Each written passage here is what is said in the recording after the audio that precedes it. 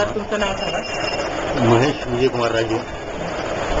पेपरचं नाव. सकाळ पेपरमध्ये बातमीदार म्हणून कार्यरत आहे. महाराष्ट्र राज्याच्या तुलनेत मराठवाडा अगोदरच मागासलेला आहे.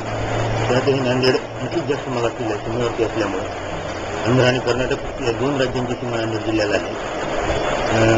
इथे नांदेड जिल्ह्याचे दरोडे उत्पन्न कमी असून मानव निर्देशांक देखील कमी आहे. राज्याच्या 36 जिल्ह्याच्या तुलनेत नांदेडचा फलून दुसरा नंबर लागतो. मागील 5 वर्षामध्ये जवाहरलाल नेहरू नागरी पुनर्निर्माण योजनेत केंद्र शासनाची योजना आहे. या योजनेत नांदेडचा समावेश झाल्यानंतर शहरामध्ये बरेचसे विकास प्रकल्प राबवण्यात आले. पाणी पुरवठा योजना आणि मलनिःसरण योजनेवर कोट्यवधी रुपयांची कामं झाली.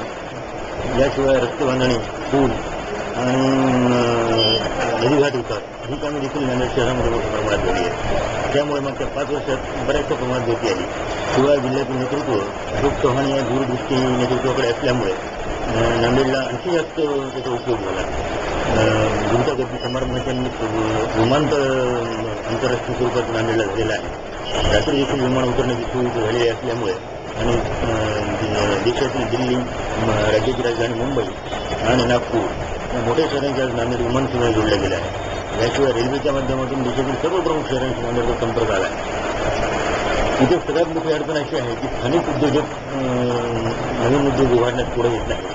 त्यामुळे रोजगार निर्मिती कमी असून दरोडे उत्पन्न वाढत नाही. याशिवाय महिलांच्या साक्षरतेचं प्रमाण कमी असल्यामुळे देखील नांदेडला फार मोठ्या प्रमाणामध्ये सॅनिटाईज बसतो आहे. कृषीप्रधान म्हणून नांदेड जिल्ह्याची ओळख आहे, पण मागच्या 3-4 वर्षामध्ये झपाट्याने शहरीकरण होतं आहे. जवळपास पुढच्या 1-2 वर्षामध्ये 50% ग्रामीण आणि शहरी अशी लोकसंख्या नांदेडची होईल. नांदेड शहरामध्ये जर मागच्या 5 वर्षामध्ये जवळपास 1,500 कोटीची कामे झाली असली तरी दर्जाचा प्रश्न कायमच आहे. त्यामुळे मोठे अडचण उद्भवते, वारंवार उद्भवते.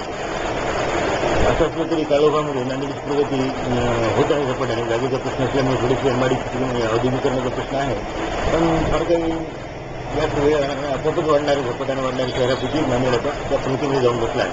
त्यामुळे नांदेड शहराचा विकास 4-5 वर्षामध्ये तुम्ही रोखू शकता. Thank you sir.